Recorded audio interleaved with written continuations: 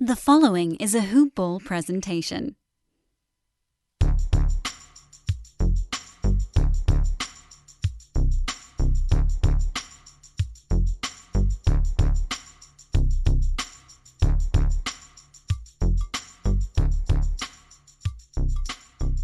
Hello, and welcome to the Hoop Ball DFS Today podcast.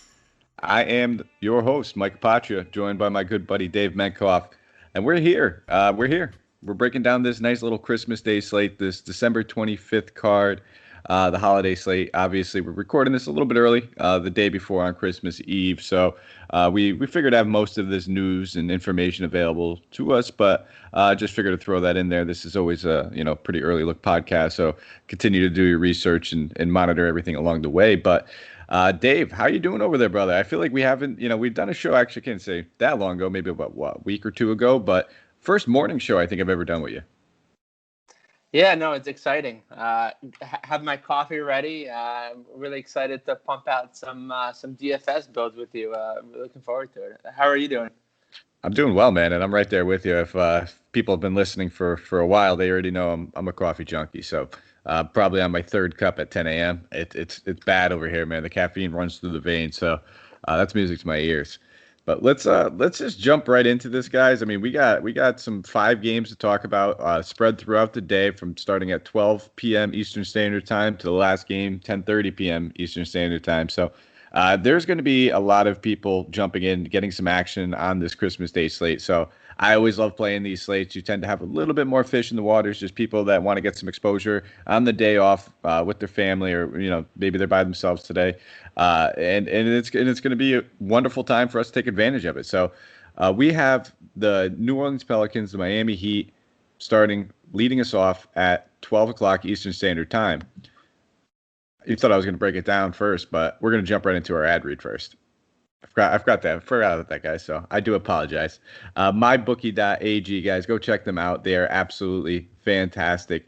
You probably missed out on the free Turkey Day free roll. Maybe you didn't, but it was a risk-free bet up to $250. It's just a free shot at doubling your money, pretty much. And if you didn't get on that, what are you doing? But seriously, now's the time to take advantage of MyBookie, where the odds boost, lightning deals, and free bets await all season long. With the NFL playoffs right around the corner, who knows who these teams are? We do. We can help you guys out. A little NFL action over here. You could shoot some messages at us, but we're taking advantage of the NBA as well.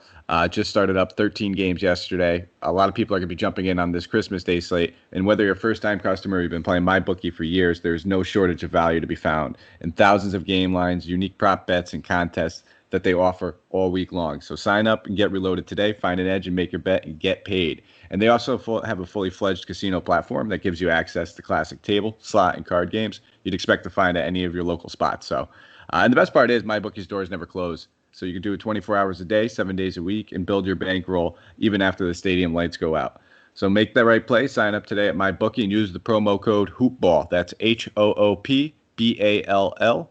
To get your deposit matched halfway, all the way up to $1,000. So the terms are simple. You put in $200, they'll give you a free $100 into your account to play with. So use that promo code HoopBall. That's HOOPBALL for a free 50% deposit match at mybookie.ag. So now we'll jump into this, my good friend. So New Orleans Pelicans, Miami Heat. As far as injuries are concerned, we will start with the Pelicans. They're pretty much good to go for everybody that's in the rotation. Just Wenyen and Gabriel is still expected to be out. Outside of that, nothing to really be concerned about. And then for Miami, same goes for them. They look like they're tip-top shape other than Mr. Vincent down there, Gabe Vincent, so we don't have anything to worry about as well. I'll pass it off to you. This game is coming in right now, believe at a 229 over-under. Miami's being favored by 5.5 points. So who are you looking at on the Pelicans? Yeah, Mike, it's exciting. The Pelicans are coming off a disappointing bubble, but as we've seen from night one, they look good to go from a DFS perspective and from an NBA perspective. So they're going to be one of my favorite teams to target, I think, all year in DFS, and tonight is no different. I know that they're going up against the Heat defense, but the Heat did give up 113 points last night to the Magic, so I'm not really too worried about the Pelicans scoring here. What I really love in the Pelicans side is their new point guard, Eric Bledsoe 5,600 coming over from the Bucks.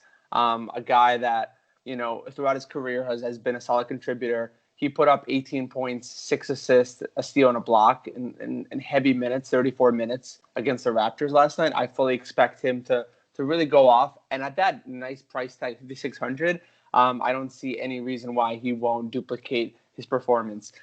He's one of my favorite plays on the Pelican side. The other guys I'm looking at are the wings in Brandon Ingram, 8,300, priced pretty well considering he's coming off a game where he put up an impressive performance where he almost nearly triple-doubled in an efficient start. 8,300, like him a lot. And then the final piece of the Pelicans that I really love is none other than Zion Williamson, who's expected to really step up this year and really lead the team. And it's exciting to see that he's getting minutes from his coach. He played 30 minutes, put up an efficient 15 points, 10 rebounds, a steal and a block. If those defensive numbers continue to hold and he can bump those up a little bit more, 8,100 is a very fair price tag. So I really like him as well. So that rounds out my trifecta of Pelicans. What about you? You definitely touched on a couple of the guys. I have some Bledsoe. I'm with you right there. If you look at it on DK, you're going down there. You'll see that first. Miami was first against opposing point guards. Some people get scared off by that. Don't let it scare you. If that's something that we just take advantage of. Eric Bledsoe will be just fine in this matchup. 5,600. I think that's a very fair price tag. You talked about his debut with the Pelicans. The minutes are what I'm most concerned with, and he played plenty of them. 34. And he's got shooting guard eligibility as well, so he's point guard and shooting guard eligible. So it allows us to slot him in there in multiple spots. But I'm kind of with the backcourt. So along with Bledsoe, I'm going to be looking at a little bit of Lonzo Ball, 6,500. I think Lonzo, he looked good, man. That jump shot looked reformed. He looked clean. He looks energetic. He's going to be playing, a lot of that on ball. But now he looks like he's going to be playing a little bit of off ball. So it's going to be Bledsoe primarily playing a little bit of the point. And they're going to let Lonzo shoot, and I expect his usage to climb up there a little bit this season. So he's a guy that I'm definitely targeting, and he played pretty well against Miami last year. It was only one game, but he managed to almost put up a triple-double at 16, 9, and 8. Miami's pretty much trotting out almost the same lineup outside a little bit of Mo Harkless that they did last season. So I have some interest in both these guys, and if you wanted to look at a guy like J.J. Redick, he's still playing decent minutes coming off the bench. He's only 4,400, shooting guard and small forward eligibility. If you're not spending up at small forward, it's kind of tough to find a guy that you could really buy into. So those are the three guys I have a lot of interest in. I don't mind Brandon Ingram. I expect him to draw some pretty heavy ownership at that price tag. I still think that price is way too cheap for him. He did not fare so well in this matchup last season against Miami, whether it was the Jimmy Butler factor, whether it's Bam. They have multiple guys that they can use on him and kind of cause that fit. So I would expect him to defer a little bit more in this kind of matchup. Still a very good option, though. Not gonna take anything away from him and Zion. I don't know who they're going to throw at Zion. To be honest, it's just I want to see more than that 30-minute mark. I want to see him play 32, 34. Because now he's got some usage to spread around. Ingram's still going to be the number one dog on this team. Lonzo's getting some shots. Bledsoe's getting some shots. Zion should be second on the team in shot attempts, but I still want to see just a few more minutes before I pay AK. What about on this Miami side of the ball, though? So we have some decent action. It's actually an up-paced game for Miami. So I definitely have some interest. I think a lot of these guys are, a little underpriced, but I'll swing it over to you to get your opinions first on, Butler and Bam, the two top dogs. Are you targeting either one of these guys? Absolutely. I'm actually targeting both guys. Jimmy Butler, coming off season debut, priced 8,000. He's a guy that absolutely crushed from a DFS perspective against the Magic. He put up outstanding game, all-around game, as he does. 19 points, 3 rebounds, 7 assists, and a whopping 7 steals. So he's a guy that I'm really going to be looking at quite a bit. And he's got the eligibility as well in the forward position. So I like him quite a bit as even a pivot to Brandon Ingram on tomorrow's slate. So I like him quite a bit. And then you mentioned Bam Adebayo. I mean, he's really coming into his own. He's no longer a secret around the league, and he's a guy that's going to put up numbers, especially against the Pelicans. In this case, I really like him. He's coming off a game where he put up 25 points, 11 rebounds, and an efficient 11 out of 16 shooting. So I fully expect him to also step up and really play well. And his price tag is even lower than Jimmy Butler's. So I like him a lot in this type of matchup. 7,800. He's one of the higher price centers on tomorrow's slate. Sorry. But I really like him quite a bit. They are two of my favorite plays on the Heat, and probably the only two guys I'm really putting a lot of target into on the Heat side. What about you? I'm right there with you, buddy. Those are my two absolute favorite plays, or two of my favorite plays on the slate. They're right here in the early game, so I don't expect them to be, low owned or anything. Just like you said, I think they're both underpriced. They both played well in this matchup last season. Jimmy Butler, 8K is just far too cheap. And the one worry that we had is that the Heat did play in the NBA Finals, where they're going to be limited early on. These guys both played plenty of minutes in that last game, so that takes the concern away from me. Butler's averaged 52 DK points against his team in 2 games across 37 minutes last season. So sign me up for both those guys. Butler's part of the reason why, like you said, I won't be playing too much Ingram, simply because he's $300 cheaper than Ingram. I like him a little bit better in this matchup as well. And I'll probably have at least one of those guys in every lineup, whether it's Bam or Butler, and then kind of, branch off and do other things and, probably throw in a couple other pivot plays as well. But those two guys are going to be foundational pieces in my lineups. And that's probably it. I'm with you. I don't think we can look at anybody else. Mo Harkless at 3,600 might be a decent value play. It's just going to be a tough matchup. They might have to go a little bit bigger with Zion playing power forward against Adams. So that's one thing that we'll have to monitor. And if that's the case, maybe Kelly Olynyk draws an extra couple minutes. We might even see a guy like Butler try to take the challenge. So that's to be seen. Maybe we get a little bit of news. It's the first game on the slate, so monitor that. We should get an idea what the starting lineup looks like before the slate locks. But we'll keep it moving to the next game, man. We have Golden State going against Milwaukee. This game is coming in at a 233.5 over under. Milwaukee being favored by 7.5 points. Games taking place in Milwaukee. Golden State just got blown out on that opening night. It was not fun basketball to watch. It was great to see Durant and Kyrie kind of do their thing and come back, but we were kind of hoping for a little bit more of a competitive game. Nonetheless, they get a chance to kind of bounce back here against another super tough opponent, another Eastern Conference powerhouse. So Steph Curry coming in at 10-2, one of the higher priced guys on the slate. We have a lot of guys that we could spend up on. Is he one of the guys that you're targeting? Yeah, Steph Curry is certainly in play. The only thing that you definitely touched upon it is the worry here in this type of matchup. The 7.5 points is being generous to the Warriors, I think, given how they played in an opening night and the fact that the Bucks are going to be coming in extremely motivated and angry after their last second loss to the Celtics the night before. So I'm going to be leaning heavily at this game being more of a 10 or 15 point spread, in which case Steph Curry is not going to get anything close to 30 minutes, most likely, if the game ends up being a blowout. So he's going to be a guy that I'll be targeting, but not as much given the expectation of game flow. And at 10-2, there are other guys in that price range that I would be more in consideration for to put in my lineup. So what about you?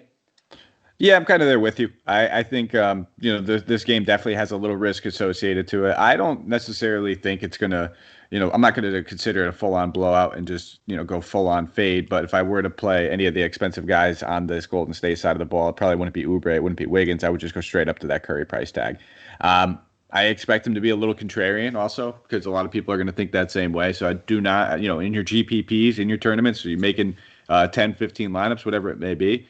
Don't completely fade him. I definitely think he's worth ownership in those kinds of situations, in those kinds of contests. Like I said, low ownership. I just don't expect it to be there for him. And it's Steph Curry. This dude can go off any given night. We understand that Milwaukee did struggle against three-pointers last season, so that's their one Achilles heel, and I can imagine maybe the best three-point shooter in the league having something to do with that. Sure.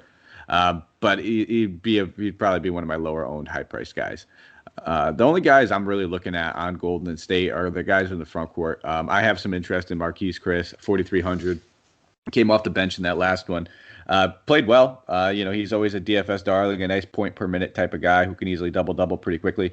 So I'd expect him, Weissman, as they're slowly ramping him up again, he may see 1 or 2 more minutes. It's not like he's going to get thrown straight into 30, especially in this sort of matchup where we might have to see a little bit of both those guys playing next to each other with Draymond Green ruled out. So I do like me some Marquise Chris at 4,300, center eligible.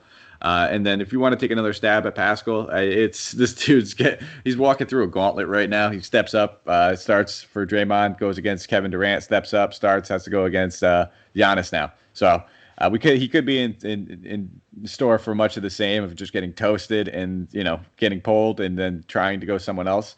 And if that's the case, he's still in play though. You'll probably see a lot of people kind of pivot off with the sour taste in their mouth. But what do you think about those value plays in Pascal and Chris? I actually love Pascal. You definitely called a little bit. 4,700. I mean, that price tag is a little bit suspect in my opinion, based on what we've seen from opening night. But he's a guy that has proven that he can play and play well. And given the option of this game being a potential blowout, he's a guy that I'm looking at. Marquise Chris is probably a better target at 400 less at the center position. He's actually one of my favorite GPP plays of the entire slate, just given, again, the blowout potential. And then the final guy that I'll have some interest in, although he's now priced up a little bit, is James Weissman, the amazing lottery pick that they brought in. He's showing a lot of talent, and they're not afraid to play him even in a blowout scenario. So he's a guy that could end up getting a lot of run and putting up a potential double-double. So he's a guy that his price tag is right in the middle of all the centers on tomorrow's slates. So he's a guy that I'll be looking at just a little bit as another GPP potential option as well. Absolutely, man. Let's keep it moving to Milwaukee now. Giannis 10-9, coming off of a pretty good game.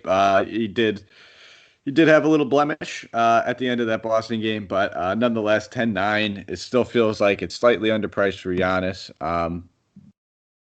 10-9. I can see myself having shares. It's going to be tough, like I said, or like you said, if you're game scripting this in the kind of format that you are, I can't see yourself landing on Giannis too much. If you think it could get out of hand, he'd be the first guy that sits down. But you tell me, is Giannis somebody that you're kind of crossing off your board as one of these high-priced guys, or you keep him in your player pool? Yeah, Giannis is definitely in my player pool because he is Giannis. He's a guy that can put up numbers in limited action. One of the few guys I think in the NBA that can really do that. So even if it's a blowout, if he gets 25, 30 minutes, he can still put up value. It's more of a question mark. So he's a guy that I'm going to have a little bit in my pools. But as you touched on, there are other guys in a little bit better matchups that are in a similar price tag that I'll probably be putting in my lineups a little bit more than Giannis. But on the Milwaukee side, there's a bunch of guys that I really like, and they could potentially be low owned as well. So there are a couple guys that I'm really looking at, and those guys are Chris Middleton, coming off a monster game yesterday, 7,400. That's a price tag that's absolutely in play. He's probably my favorite play of this entire matchup. Just given that price tag and given his confidence level, I really like him, and he's a guy that's going to get plenty of minutes. If this game gets out of hand, he still should get minutes near 30, and he should easily be able to hit value. And then another guy in the backcourt on the Milwaukee side is Dante De Vincenzo, the new starting shooting guard. I really like him, 4,700. A guy that's, again, going to get plenty of run, regardless of game script here. Really showing a lot more confidence this year, coming off a game where he put up 15 points. He was able to also throw in some defensive stats with 2 steals as well. So I like him in this matchup. And at that price tag, he's going to be in a lot of my lineups for sure. What about you? I'm with you. DiVincenzo seems like he's a great cash value play. 4,700. There still feels like there's a little meat left on that bone, where the guy that can go out there and put up about 25 DK points on a regular night. So I do like me some DiVincenzo. He also feels like he's pretty blowout proof. Should play around 24 to 27 minutes regardless of the score. So you could sign me up for him. I'll take some. And Middleton, I think, is another great and solid option. Like if you're trying to get some exposure, you have to pick your poison with these priced up guys. It's going to be tough to get 2 of them in there. I think the optimal build might just be to have one of these high priced guys in there. We will talk about some value. I will run some stars and scrubs. Don't get me wrong. But the optimal build feels like it's having, 2 of these guys and sprinkling some share maybe with one of those Miami guys and hitting some of these mid-price guys. We'll get to some of them later on as well. And if you wanted to, spend up somewhere else and still hit this game with a mid-price guy, Middleton's the way I would do it. I prefer him over Holiday at very similar price tags.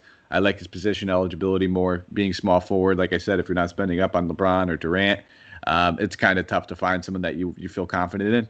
So I'm with you. Those two guys are probably my two primary targets. I will not probably be going to any Bobby Portis. He does make sense. It's a GPP, pivot at that price tag. If you want to play him, sure. I don't mind it, but I don't think I'll have too many shares. I'll leave it to De Vincenzo and Middleton for me, and then I'll keep it moving to the next game.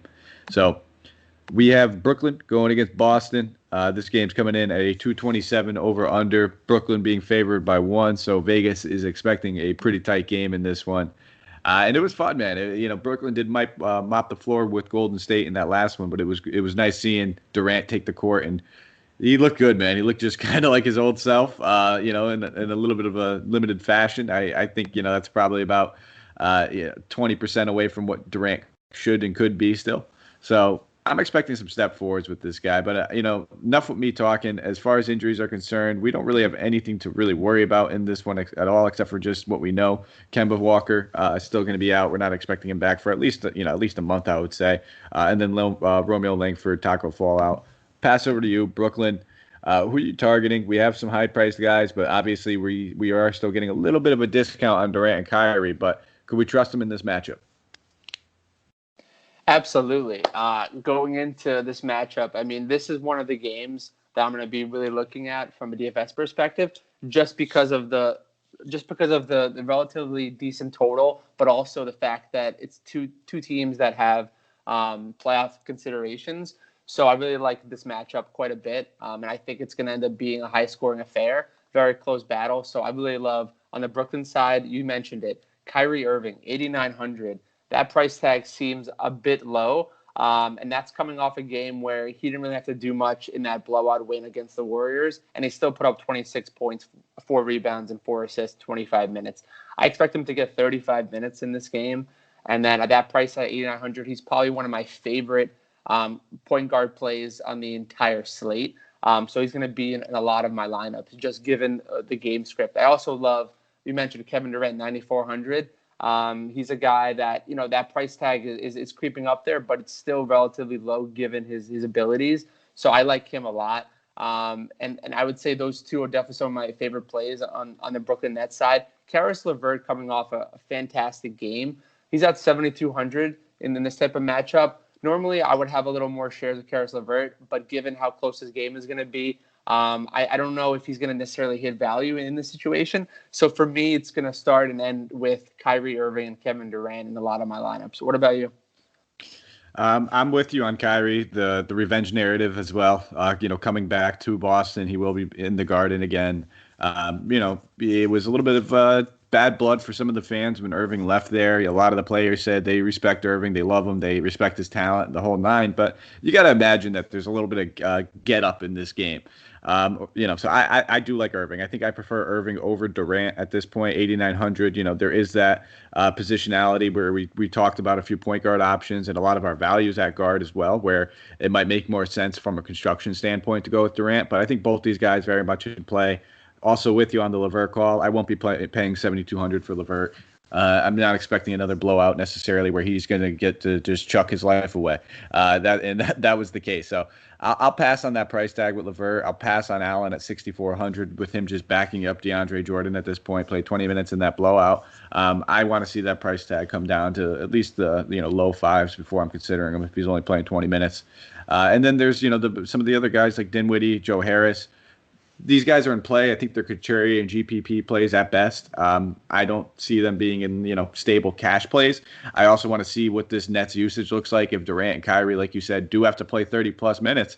What are these shot attempts looking like when these guys are only playing 25 minutes? Sure, anybody can shoot. Anybody's allowed to shoot. Everybody gets the green light. But when these guys are on the court, the usage is going to get funneled through them. So I'm expecting bigger games from them, less from the bench guys and less from some of these ancillary pieces. And if you want to look at DeAndre Jordan, I do like the matchup. Boston, they brought in Tristan Thompson. Doesn't make them any better defensively, in my opinion. But you're pretty much solely relying on that rebounding upside and some of his defensive stats. So 5,600, he's in play. Not going to cross him out, but he's definitely not one of my top center options. So that's probably where I'll keep it. I'm going to go with Kyrie Irving. I think obviously that's my top play on this. Durant for positionality. And then if you wanted to look at a little DeAndre Jordan, sure, why not? But I think there's definitely some better things on this Boston side. And that's kind of Some of the guys are drawing my intrigue. And, we saw Tatum in that last one and Brown. Both of them just had the usage funneled through them. It was kind of the first look that we got to see with the Kemba and Hayward-less Celtics now. And I just consider this to be the norm. I don't know if they'll get this many shot attempts.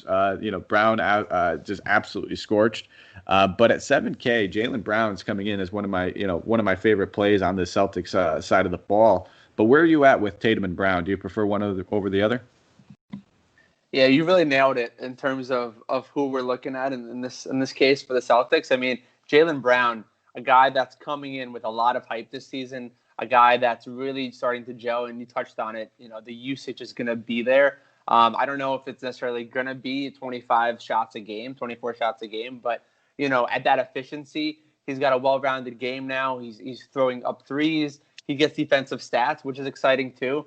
And he's a guy at 7,000. He's a guy that's going to be in a lot of my lineups at that mid-tier price. And Tatum, I'll have some exposure to, not as much, only because of the 2,300 price difference between the two.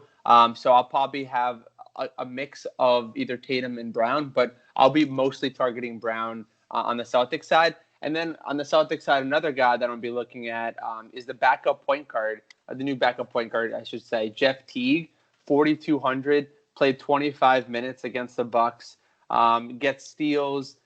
He was pretty efficient. He scored 19 points and 15 shots, can make threes. And at that price tag, I mean, he's going to be one of the guys that you're going to need to throw into your lineups as a GPP play, but also as a guy to really spend up on a lot of the more higher priced 10,000K players on tomorrow's slate. So I really like Jeff Teague as well on the Celtics side. What about you? I'm there. I'm right there with you. I think Jeff Teague, I alluded to it, I think a couple of minutes ago with, there being so much guard option and guard value that we could choose from that, maybe the more optimal approach might be to spend up on some of these forward spots. But he's definitely a guy that I'm keeping my eye on. I do like Marcus Smart. I don't like the price tag, though. 6,700 is too much. Just a little too much for me. A little too rich for my blood when Jaylen Brown's only $300 more. So I'm with you. I think Brown and Teague are my top options. It's going to be tough for me to spend up on Tatum when I think Brown is probably the better point per dollar play. I think they both are in decent and good spots. But I probably prefer Brown over him. And then we'll get to like Kawhi Leonard later, who I think I prefer over Tatum for only $500 more. So that's it for me. It's just Brown and Teague. I wouldn't be surprised if we see a little bit of Grant Williams play, a little extra. He's only 3,100, not a guy that I would have a lot of confidence in. He'd be like a GPP dart throw type player. But you got to imagine that they're not going to go double big with Tyson Thompson with Durant playing the 4. They'll probably have to end up either sliding Tatum over or we'll see Williams start. So keep your eye on that. We might have that news before the lineups lock and tip off. But that's it for me. We'll keep it moving. But before we do, just another quick shout out to one of our presenting sponsors.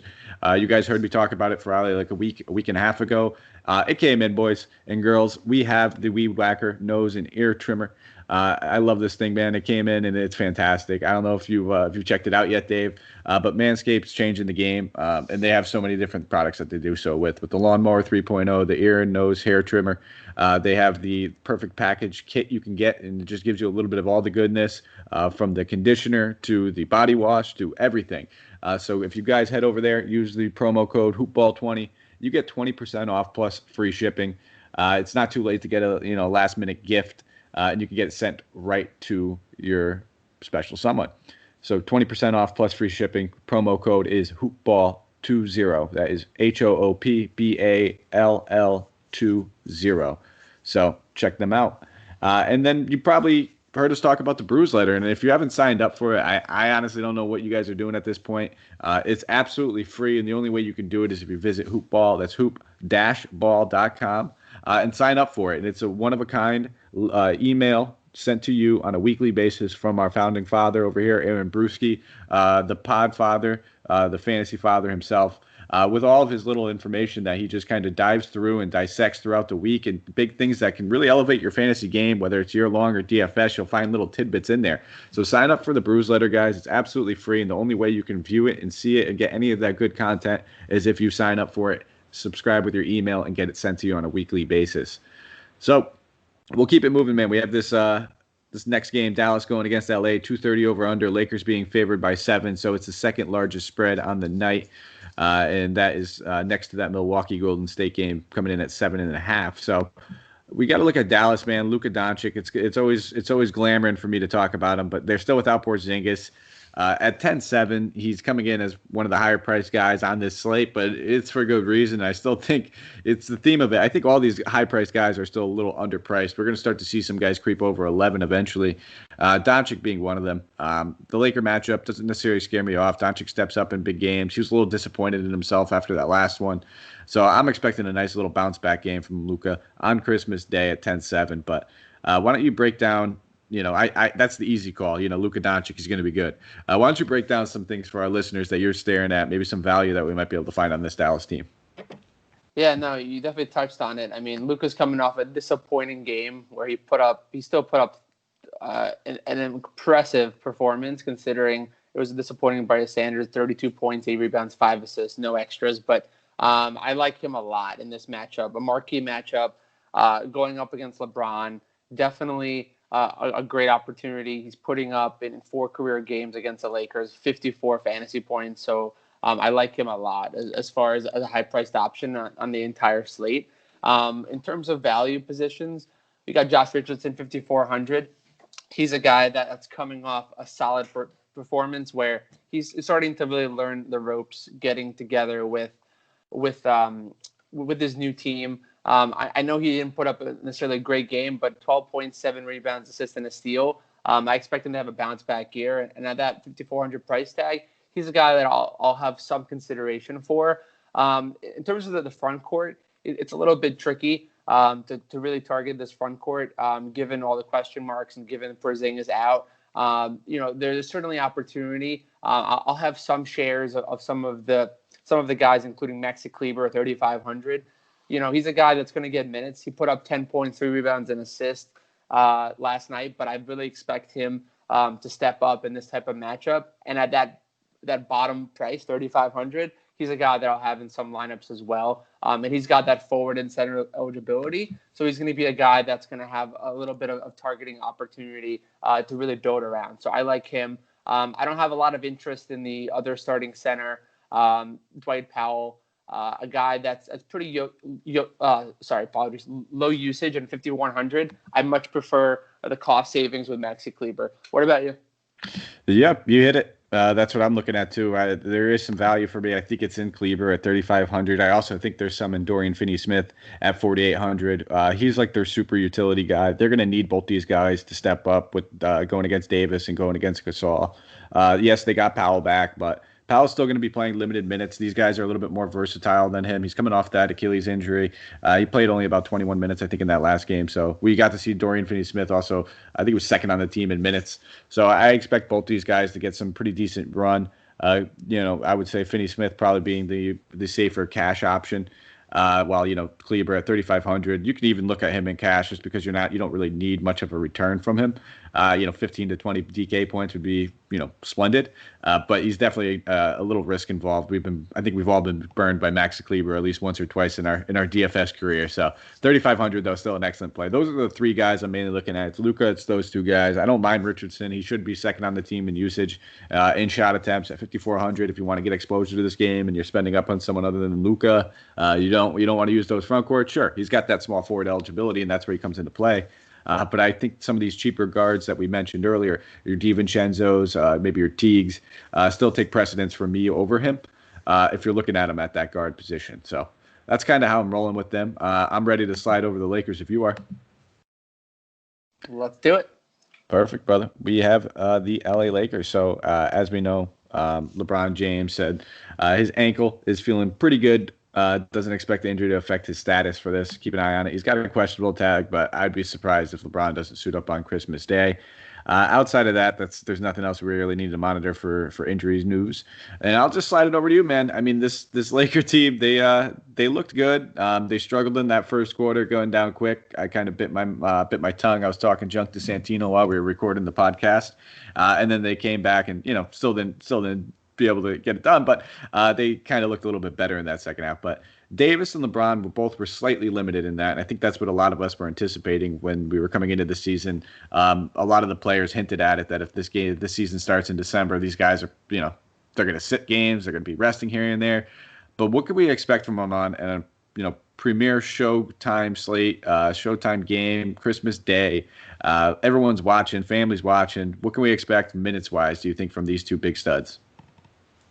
Yeah, I mean, the fact that it's a marquee matchup on Christmas Day will definitely bump up the minutes. LeBron's coming in at 10,000, certainly in play. The injury is slightly worrisome. His ankle feels pretty good, but a guy that's getting up there in age is certainly, I think, going to be cautious, even if it's a Christmas Day matchup, because the Lakers are really built for the postseason. So I don't know how much he's going to play, but he should get minutes, close to 30 minutes anyway. At $10,000, he's certainly going to be in play, and he's going to be in a lot of my lineups, given his price tag. And then the other big stud in the front court is Anthony Davis, 10,300, coming off a very pedestrian performance. I fully expect him to bounce back in this type of matchup against the Mavs' weak front court. He should have no problem putting up one of his prototypical monster games.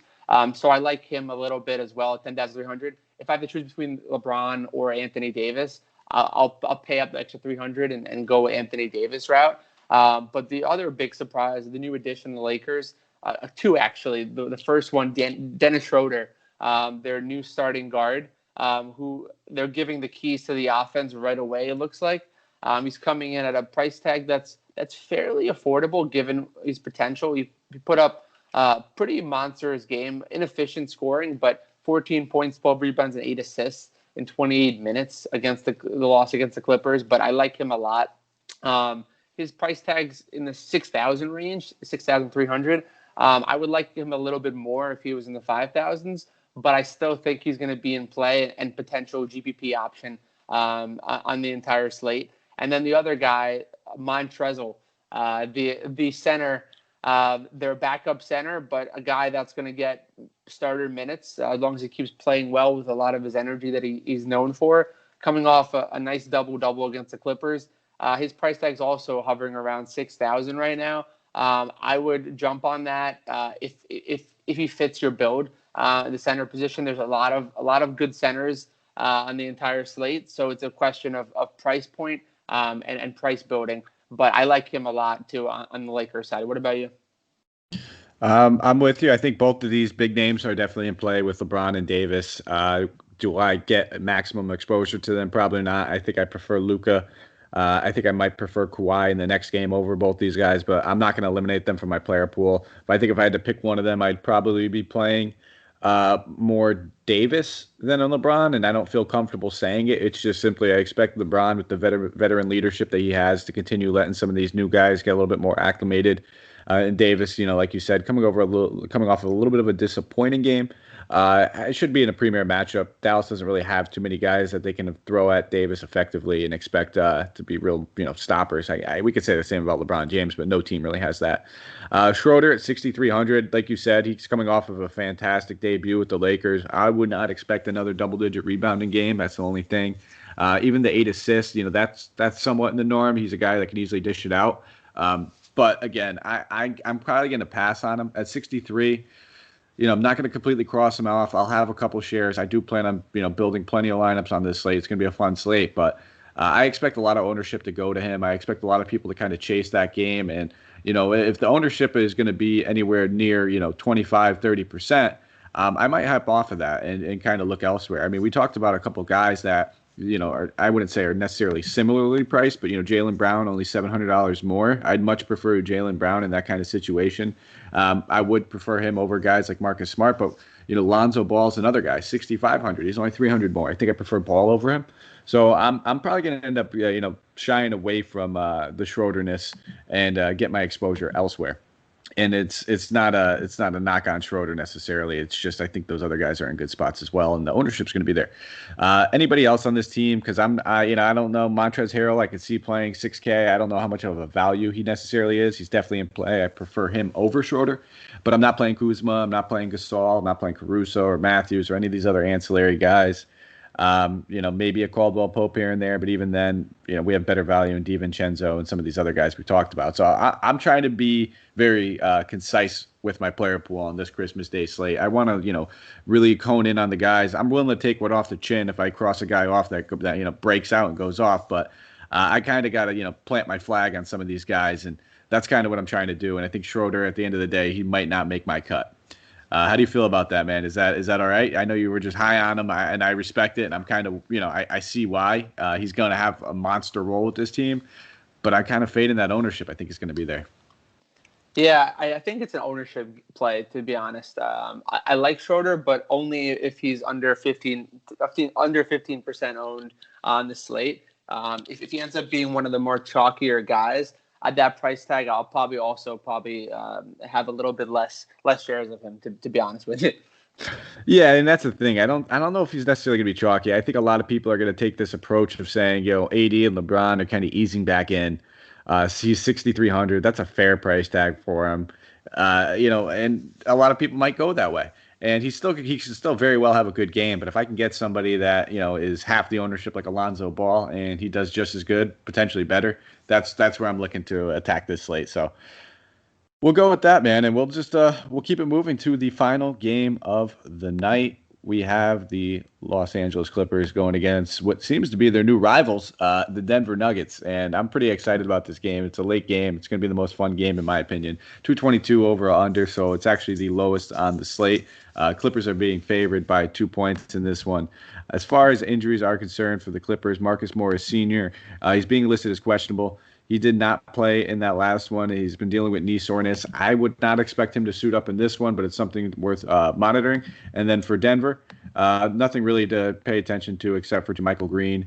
He's already been ruled out of the season opener, and I would doubt he plays in this one as well. He's been dealing with that calf soreness. They have the depth where they can manage. So I'll pass it over to you for this Clippers. We'll start with the away team. I have some interest in a couple of these guys, but why don't you tell me about who you're really looking at?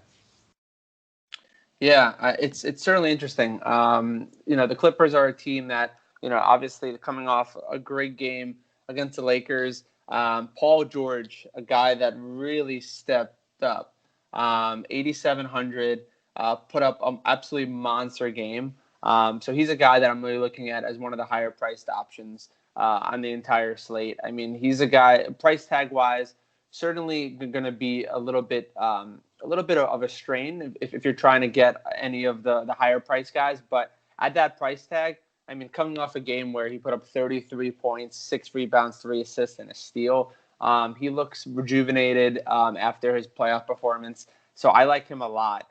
He's going to be in quite a bit of my lineups, especially in this matchup against the Nuggets. It's going to be a close game.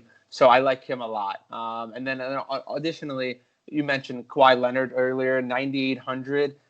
He's a guy that I'm going to have some exposure to as well. He's a guy that, he's coming off a game where, it was an inefficient performance, 26 points, 3 assists, 2 rebounds, 2 steals, a 10 of 26 shooting, which is uncharacteristic for Kawhi. So if you get that efficiency up closer to 50%, I fully expect him to smash that price tag of 9,800. So I like him a lot. And then as far as value plays, the guy I'm going to be looking at is their new wing addition in Luke Kennard, a guy that, is coming into his new team, a new role, priced at 4,000. Certainly going to be in play for me as a nice GPP type of option to really get some of these high price studs in your lineups. So those are the 3 guys mainly that I'm going to be looking at from the Clippers side. What about you? I'm with you. I think I prefer Leonard over George. George was just stupid cheap that opening night at 7,800. He got a nice little price bump of $900. So I think he's a little, both of them very much in play. I'm expecting the Clippers to come out here with some fire. I mean, they got smacked in the mouth after being up 3-1, and then getting bounced by Denver. So There's been a lot of clamor and going back and forth between these two teams and everything like that. So I expect them to kind of come out here with some fire at 9,800. I do like Kawhi Leonard. I'm not worried about the rest and minutes or anything like that. I hope some other people are. He always seems to have some depressed ownership on these kinds of slates where there's multiple studs. So I expect him to be one of the lower owned, high priced guys. So I definitely have me some interest in Kawhi Leonard. He's my favorite small forward on the slate, and rightfully should be. Prefer him over AD. I prefer him over LeBron. So that's kind of where I'm at with him. Serge Ibaka at 5,400. I want to see what they're doing with these minutes. We had a little bit of rumblings that he was going to start alongside of Ibaka. Alongside of Zubac in that last one. They ended up not doing that. It was Batum that ended up drawing the start. So if he's splitting minutes with Ibaka or with Zubac, I'm sorry, I keep saying these guys' names interchangeably, but it's kind of hard to have love for him at that price tag. We really need him to shoot well. We need him to, be 8 and 9 from the field to kind of really pay off and get us to where we want him to. So I probably won't have too many shares at the front court here in Ibaka or Zubac. It'll be Kawhi Leonard. I could see a stab at Lou Williams now that there is no more Montrezl Harrell in that backcourt, the sixth man of the year. Lou Williams should have fair ranges to chuck as much as he'd like.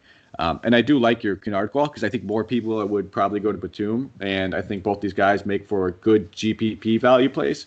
Not necessarily. Batum probably a little safer in cash. I guess Kennard would probably be the better guy for GPPs, but they're in play. I don't know if I'll end up getting them over some of these other value plays that we talked about. I feel a little safer with them.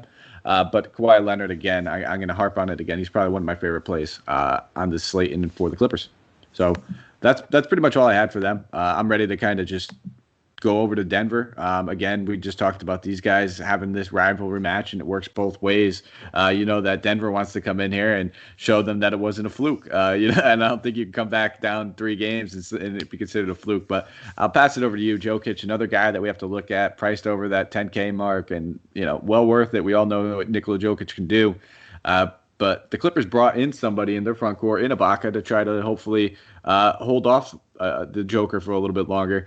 And then we have Murray at 8,500. We all remember how well he played in the bubble. It looks like that price tag kind of carried over to the regular season. But who are you targeting on this team? I always start with the 2 high-priced guys because I think everybody wants to know, which priced-up guys are we spending on. So I'll pass it over to you with those 2 guys.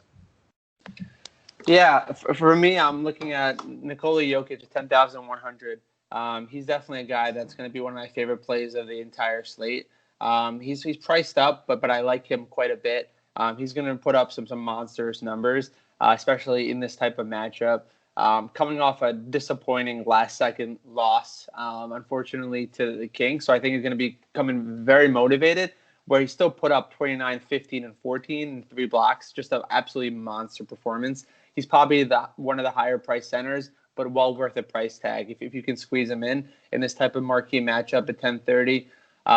Eastern time, I like him a lot. He's going to be probably my favorite play on the Nuggets side. And then the other guy I'm looking at on the Nuggets is Michael Porter Jr.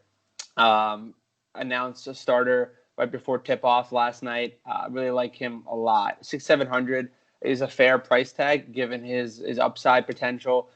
Coming in, I don't know if he's going to put up 2 steals and 3 blocks in this type of matchup like he did against Sacramento, but I like him a lot as a mid value option on the entire slate. One of my favorite mid tier players. So I'm gonna have a pretty significant share of Michael Porter Jr. most likely. Given his price tag is below 7,000, I don't know how long that's gonna last. So I'm gonna have some shares of him.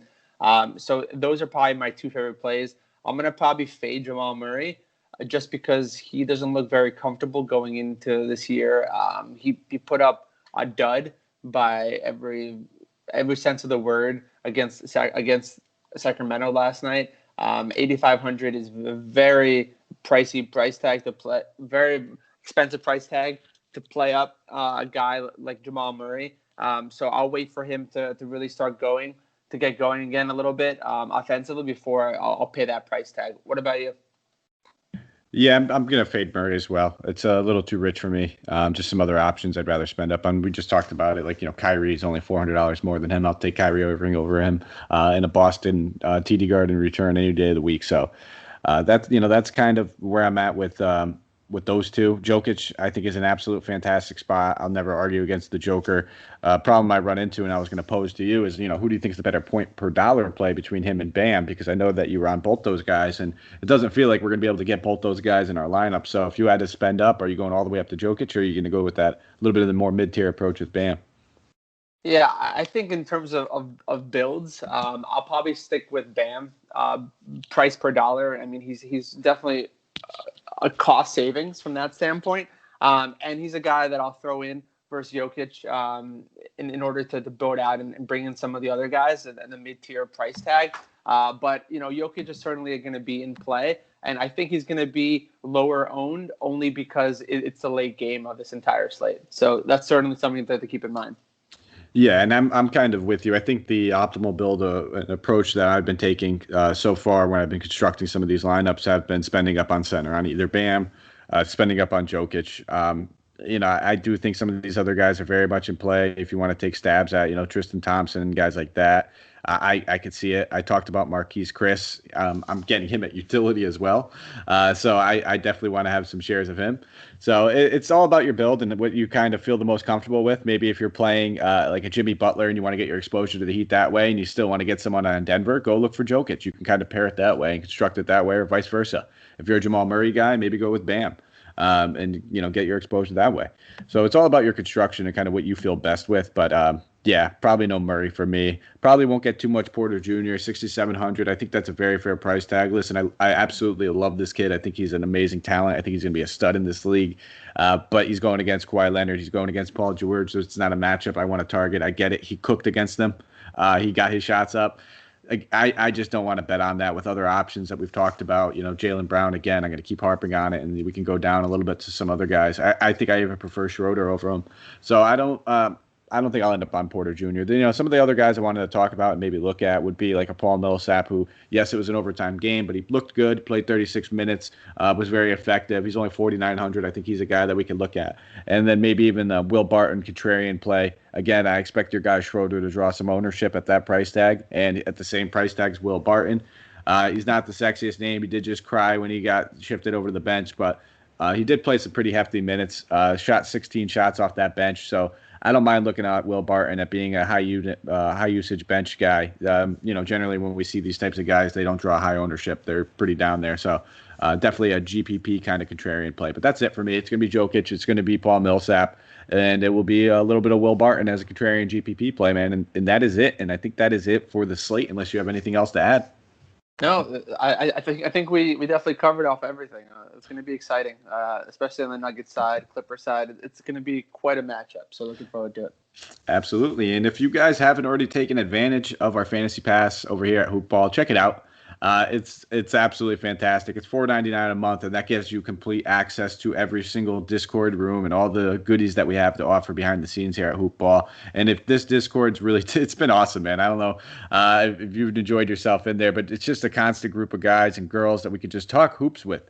It's a great group that we have, especially in our DFS room over here. You always have one of our leading pros every single night that's in that room, kind of bouncing stuff up. They're usually in there from at least 6 to 7. We hang out a little bit afterwards too, just to chit chat. But we'll give you up to the minute stuff up until lock and be able to help you with some of your lineup decisions and stuff like that. And then for the season long, you can just jump in there if you have a start, sit, add, drop, waiver question, trade question, whatever it may be. We'll answer. We have pros around the clock that are in there kind of doing their thing. So go check it out, guys. You can find all the information at hoop-ball.com for our Fantasy Pass. And if you just want to do the DFS section of it, it's only $1.99. So I can't imagine how you could spend $1.99 a month better than getting to hang out with us in the Discord and getting to chat it up. And we got some under the radar stuff coming later on in the season as well. So that's kind of why we are making it very, very affordable, is because we are growing this thing by the minute. And that's it. So if you guys can, maybe, I know if you're still listening at this point, give us a nice thumbs up, a rate and review. It means a lot to us over here. Nice little follow on Twitter too. You can find me at Mike Apotria, MikeApotria. Dave, why don't you let the good people know where they can find you? Yeah, absolutely. You can find me at dmank33 on Twitter as well. Absolutely. And then you can find the podcast, iTunes, Stitcher, Spotify, Podbean, iHeartRadio, all over the place. Like I said, subscribe, thumbs up. 5-star review means the world to us, guys, and allows us to get a little bit better and keep providing the best content that we could for you. So that's it. That's all we have for you. I hope everybody has a good holiday and enjoys themselves, whether you're spending it alone to be safe or whether you're spending it with your family. Just be safe either way, and let's all just try to enjoy it. And, you know, at the very least, we get some good NBA action we could take advantage of all day long. So, Dave, I'm going to do a wild card move here, and I don't know if you're going to be ready for it. I always do this to Breton, and I feel like it's time for me to throw you through the ringer, and I'm going to let you close this out, my good friend. Absolutely. Thanks everyone for listening. We're looking forward to providing some of those value plays, high price plays, and hopefully a Merry Christmas all around for everyone playing. Looking forward to it. Have a great one, everybody. Great job, man. Take care, everyone.